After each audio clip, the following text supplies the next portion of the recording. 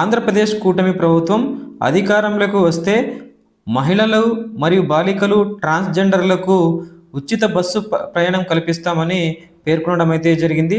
అందులో భాగంగా ఆగస్టు 15న 4 గంటలకు ఆంధ్రప్రదేశ్ ముఖ్యమంత్రి వర్యులు నారా చంద్రబాబు నాయుడు గారు, అలాగే లోకేష్ బాబు గారు, డిప్యూటీ సీఎం అయినటువంటి పవన్ కళ్యాణ్ గారు ఆధ్వర్యంలో స్త్రీ శక్తి అనే పథకాన్ని ఈ రోజున విజయవాడ కేంద్రంగా ప్రారంభించనున్నారు. సో స్త్రీ శక్తి పథకం యొక్క ముఖ్య ఉద్దేశం ఆంధ్రప్రదేశ్లో ఉన్నటువంటి మహిళలు, బాలికలు, అలాగే ట్రాన్స్జెండర్లకు APS RTC బస్సులైనటువంటి Palle Velugu, ultra Palle Velugu, అలాగే ఆర్డినరీ బస్సులు, అలాగే మెట్రో ఎక్స్ప్రెస్లు వంటి బస్సులో మహిళలకు ఉచిత ప్రయాణం అయితే కల్పించనున్నారు.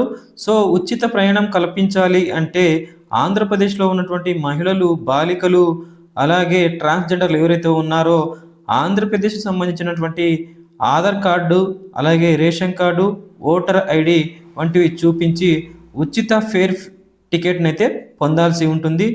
ఎవరైతే ఉచిత ఫేర్ టికెట్ పొందిన మహిళలు మరియు బాలికలు, ట్రాన్స్జెండర్లు ఎవరైతే ఉన్నారో ఆంధ్రప్రదేశ్లోని ఏ ప్రాంతానికైనా ఉచితంగా అయితే ప్రయాణించవచ్చు.